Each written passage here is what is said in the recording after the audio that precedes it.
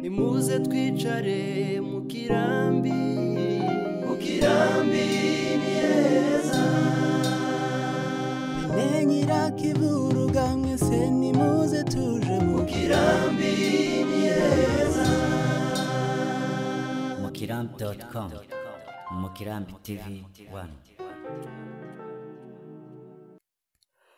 Bakunzi ibiganiro za Mukirambi TV1 tubifurije umukutano mwiza wa Pentecost, umwuka wera abamanukire mwese aho muherereye, cyane cyane abemera Yesu Kristo nk'umwami n'umukiza. Mukirambi TV1 uyu munsi twagendereye imihana iri mu majepfo y'akarere ka Minembwe, ndavuga Masha, Rutigita, Kwirumba n'ahandi hatandukanye, cyane cyane kwa Nyamiringa ahakunze kuvugwa inyagwa y'inka, kubera ko kwangaha hakunze kunyagwa inka nyinshi cyane bitewe nuko hahanamiye imisozi iri hafi n'inyeshamba za Mayimayi, ndavuga bari mu Ibumba, ku Gasenyi, kwa Buyaga.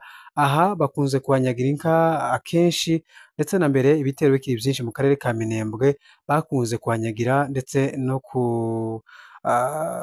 harasa amasasu menshi.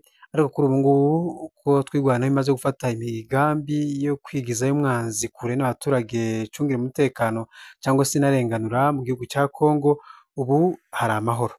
Mukirambi TV1 twagendeye ndetse n'umuhana wo Kwirumba uri mu majepfo y'akarere ka Minembwe. Aha nta baturage bahari nyuma y'uko bahavuye kubera ibi bitero byinshi byatumye bava mu byabo, ariko kandi bari mu turere dutandukanye, imihana itandukanye y'akarere ka Minembwe. Gusa nta baturage barahagera, ariko urebye hari ibiraro by'inka, ameze neza, umutekano twigwaneho yarinda umutekano mu buryo bukabije. Hanyuma Mukirambi TV1 uyu munsi wa Pentecost rero niho twasengeye, dore ko twabateguriye ishusho idasanzwe zo mu Rurenge ndetse n'ahantu hatandukanye. Inshuti bavandimwe bakunzi ba Mukirambi TV1, aha duhagaze mu marango yo mu Masha, duhagaze mu marango yo mu Rutigita hafi na Gaseke no Kwirumba. Aha hari imihana myinshi imaze guturwamo n'abaturage nyuma y'uko twigwaneho ibagaruriye muri mihana. Hanyuma aha kandi twavuga kuko hari amahoro adasanzwe nyuma y'uko abaturage bagarutse mu byabo. Yose mubona ni Rurenge. Ugiye aha naho bita mu Ibumba, hose mwamubona ni mu Ibumba, yose ni Rurenge, iriya mubona yose ni Rurenge.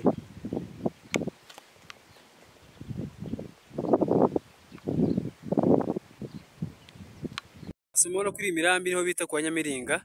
Kuri imirambi ni inka zikunze kunyagirwa bakazimanura zikikonera kuri amarango mwamubona zije za Musika n'ahandi hatandukanye baba bashaka kuzerekeza. Ariko hagati yaho ngaho kugeza ubu ngubu twigwana ikomeje kugazura uturere, umutekano ni wose. Ubu n'inka zishobora kuhagira zikarisha nta kibazo. Hakurya no Kwirumba umwana, hakurya no bayita ni kwa Kilimanjaro. Rirarango niko bagita. Kwinzovu ni he? Kwinzovu ni hara hejuru haha kakotsi, ikibira canzovu kiba nkaho hirya gutyo. Kirango gihiye, ira niyo nzovu.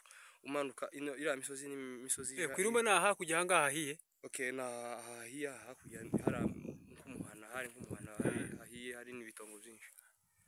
Umanuka Karenge kose kajaga ku Kijomba. Umva mihanga twataye ni ruguru. Mihanga ni nyuma hari kwa Kilimanjaro, hari irirarango harangiza gikibundiri hejuru.